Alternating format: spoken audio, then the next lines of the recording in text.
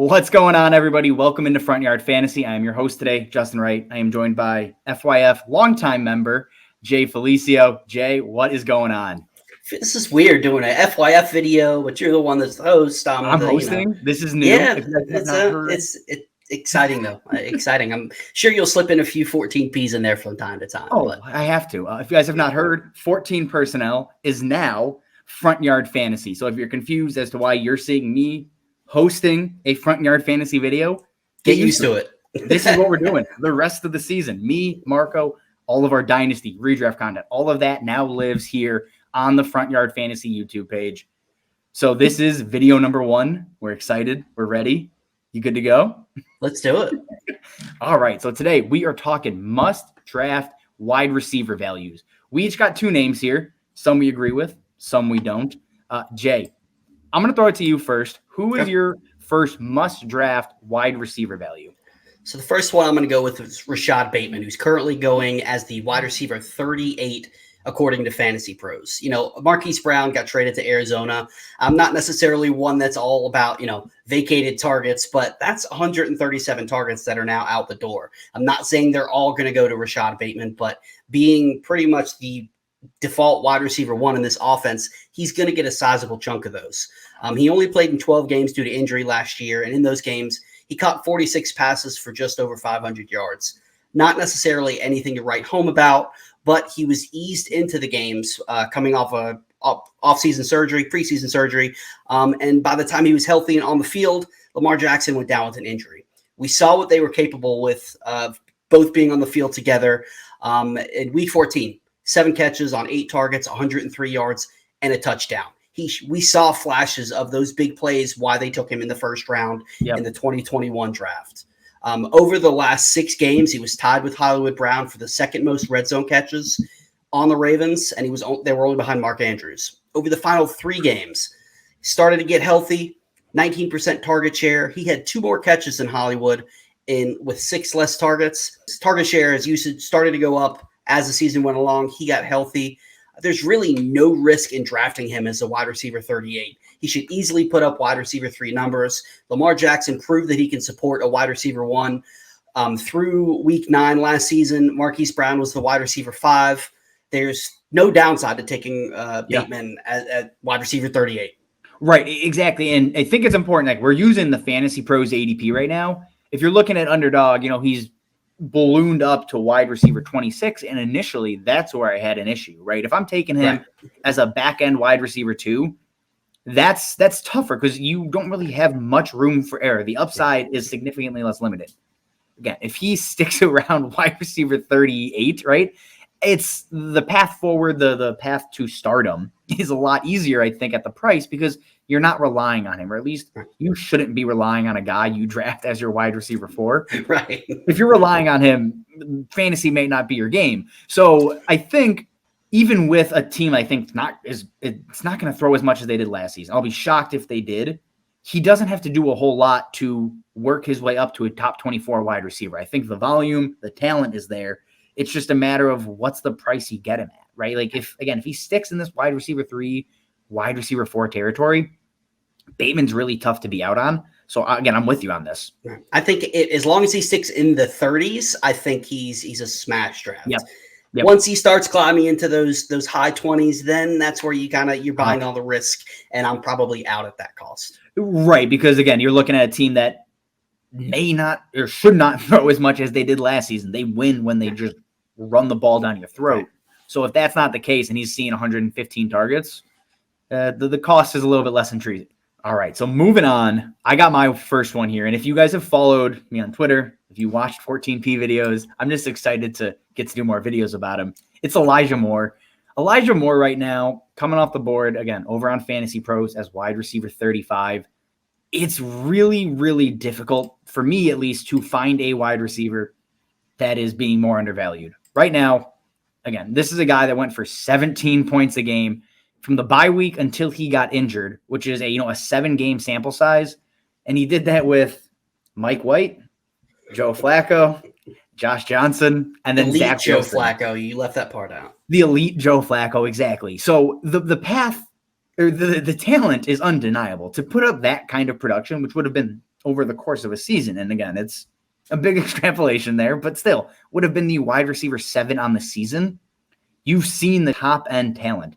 And this is a guy that really wasn't running, 100% of routes. He was 70th in the league in route participation. And that is, when you start digging into numbers, that is the number one indicator of wide receiver breakouts, is guys that run routes tend to do better. And Elijah Moore has already done a ton with very little. And that's the piece that is so intriguing. And yes, I understand Garrett Wilson is there. They've added in Breece Hall. So the offense is getting busier. But Elijah Moore very well could be better than Garrett Wilson. I don't think it's a guarantee. You could really be looking at a Jamar Chase, T. Higgins light version in this offense. Obviously, Joe Burrow is not Zach Wilson. That's not what I'm saying. But it's the point of both of these guys could be very productive. And I really think Elijah Moore ends up being the 1A, at least this season, because, again, he already has that rapport with Zach Wilson. Those last 2 games before he got hurt, again, 2 games with Zach Wilson only, saw 20 targets. He's 10 targets a game. He was, again, went for over 20 points in one of those matchups. So I get that, the other game was 9 points. That's not great. It's not fun. But you care about the volume. That's what can stick throughout a season. He's a guy that could go for 130, maybe 140 targets if this is a team that's trailing like many expect them to do most of the year. So it's a volume play with a guy that has shown quite literally top 12 upside for an extended period of time. And you're getting him as a back-end wide receiver 3. Even on Underdog, he's at wide receiver 32. So it's not like there's a huge discrepancy or, you can expect him to shoot all the way up into the 20s. I think Zach Wilson and Garrett Wilson will pretty much make sure Elijah Moore remains a back-end wide receiver 3. And that's a slam dunk. I completely agree with your comparison when you're talking about Chase and Higgins. And it's not saying that it's a one-for-one comparison. Yeah, not even close. But especially in today's NFL, people get so caught up on who's the wide receiver 1 on the team. Even if Wilson does become the wide receiver 1, Chase and Higgins, Evans and Godwin, Mike Williams, Keenan Allen. I mean, the list goes on and on of the way that the NFL is today. It's pass first, and there is plenty of opportunity for both guys to be viable fantasy options. Yep. All Zach Wilson has to do is just throw the ball. It doesn't even have to be that great. The defense isn't going to be anything special. I expect them to be behind in a lot of games. They're going to have to throw the ball. Yeah. Look at, this is the example I always go to, Blake Bortles and Allen Robinson. That Jaguars team was awful. They're throwing balls on. It doesn't matter. Yeah, exactly. It doesn't matter.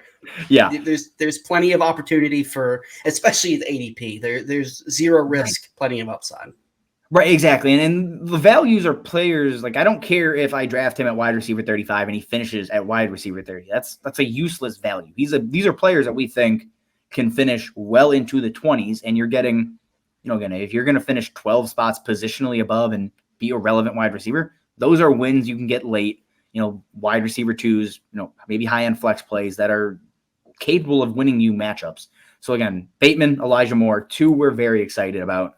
The next one, we disagree. You but you could just say and that kind of sums it up. And I'll let you take it. Yeah, I'll go with it. And I think you brought up the point. The guys here are ones that are the lottery tickets, are the guys who you want an opportunity to be able to have that big jump. I don't want to take the Robert Woods here. Robert Woods is going to be fine. I love Bobby Trees, but his upside is limited, especially in Tennessee. I want the guys who could potentially make that leap. Mm-hmm. The next one, from a real football perspective, I'm not too excited about Kadarius Toney. He was a reach. Yeah, just hear me out. Hear me out. It was a reach in the NFL draft in 2021. There's absolutely zero denial for me there. But we saw flashes when he was on the field. We saw what he was capable of. Week 5 against the Cowboys last season when the Giants actually used him. 10 catches, 189 yards. He was electric on the field. He's explosive. He's got playmaking ability. His 66.7 juke rate was actually the highest in the entire NFL. When he was on the field, which for some reason they didn't put him on the field, thanks Jason Garrett, who's about as creative as a brown paper bag, he was targeted 29.8 of routes, which was the 8th most in the entire NFL. So when he was on the field, he was used. Now, they haven't necessarily said who's going to call plays, but whether it's Brian Dable or Mike Kafka, it's going to be a lot more creative offense. I really think that they're going to put him in a position to make plays. And he's the reason I really like him here. He's going as wide receiver 48. It's going to be really hard to find any other players in this range that have a legit chance of being the most targeted player on the team. Kenny Golladay, we don't know if he's going to be healthy too, if he's going to be productive in this offense. He cares about football still. Right, exactly. He got paid. Sterling Shepard, while I love him, I think he's a better real life football player versus fantasy, and he can't stay on the field either. Darius Slayton is pretty much a deep threat. Who knows what we have in Wan'Dale Robinson? Toney is in a position to really be the number one option in an offense that is in dire needs of somebody becoming a playmaker. Yes, it's only training camp, but he's really showed out so far, making some big plays. He's got the ability, and that's what I want to see. He's in a position to become the top option. He's shown flashes of playmaking ability, while obviously he's got a very wide range. His floor is below 0. He could very easily become waiver wire fodder, but he's one of the few guys in this range that I could see jumping into, if everything breaks right, he could be a wide receiver 2 on the season. I'm not saying he's going to be a top 12 guy, but if they use him, we've seen Brian Dable, look what he did with Cole Beasley. Look what he did with, turned, obviously, the reason the Giants went after him, look what he turned Josh Allen into. I'm not saying Daniel Jones is going to be Josh Allen. I think Josh Allen leave. Yep, Jay's throwing it out there. Yep, No, I think Daniel Jones is gone next year, anyways. But you're not going to find many players in this range that have that type of upside, and that's why I like Kadarius Toney at wide receiver 48. It's absolutely zero risk, and there's plenty of upside. You're correct on the zero risk side. Like, again, the cost is difficult to argue. My issue is I just don't think he's very good. That's fair. The whole reason, you already have they floated out trade rumors this offseason. The coaching staff already wasn't happy with him. You go out, you draft Wan'Dale in the second round. You still have Kenny Golladay, and those are 3, I think, competent players. I think all of them will be NFL wide receivers. In that sense, that's the nice thing you can say about him. But the issue is, Daniel Jones is throwing the ball. I don't know how excited I am about a guy that, maybe can see, 120 targets, I think is realistic. Do I really want 120 targets from Kadarius Toney? That's my concern is, a guy that, we had a full season. He gave us basically 2 games of production and everything else was basically non-existent. I mean, he turned 12 targets into 7 for 40. And I don't think that's a Kadarius Toney thing. I think it's a Daniel Jones thing. So and a Jason Garrett thing. And a Jason Garrett thing. And right. And I get there's a new coordinator. I get there's hype and there's buzz building around that team. I think Toney was a reach to begin with. I don't know if I can get in just on the player himself. I get the opportunity. I just don't know if I believe in the player. That's fair. And the main thing here is the opportunity and the draft capital. 48, yes. It's nothing. So right, when you get into that range, that's the argument. These are the type I want to take the shots. I want to take the shots that while it's not necessarily likely, it's within the realm of possibility of him becoming, a very valuable fantasy piece. Yep. And speaking of guys going in that range, we'll just jump into my 4th one here. It is Treylon Burks, the opposite of Bobby Trees here, coming off the board at wide receiver 44. So again, another one of those guys being drafted as a wide receiver 4, right around where Kadarius Toney is, that has the chance to lead his team in targets. And right now, I cannot remember the last time you get a first-round wide receiver that is set up to be the lead kind of quote-unquote alpha wide receiver for his new team that shipped out a superstar wideout to make this pick, and all because of conditioning concerns in May. Treylon Burks has fallen from a guy that was going around wide receiver 30 down to wide receiver 44. I think he bottomed out at wide receiver 47. And you're looking at a guy that is just a physical monster in every single way, except for maybe conditioning. But I don't really care about conditioning. It's not even August yet. It doesn't matter.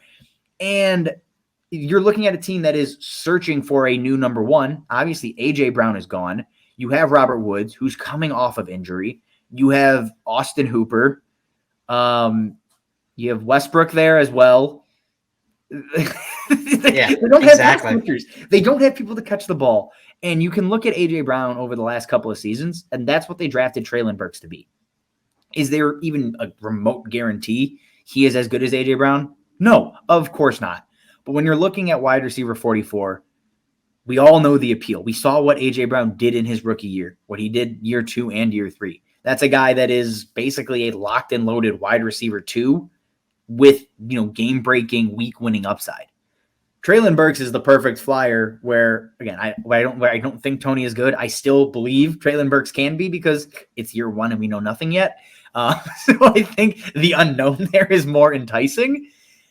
And it's just really difficult to get away from a team that is going to be searching for a true one that shipped out A.J. Brown, and it looks like it's Treylon Burks. There's a reason you make that 1-to-1 comparison. They literally traded A.J. Brown to draft what they hope is the next A.J. Brown. Exactly. So Treylon Burks, wide receiver 44, the ultimate lottery ticket, if you will. It's really tough to make an analytical case without, data to back it up. He hasn't been in the NFL, but just looking at the stories around it, the narrative, I think it makes a lot of sense that he's going to hopefully, kick the crap out of wide receiver 44, especially come the fantasy playoffs when he's maybe in shape, by December or something. Yeah. Well, and it's funny.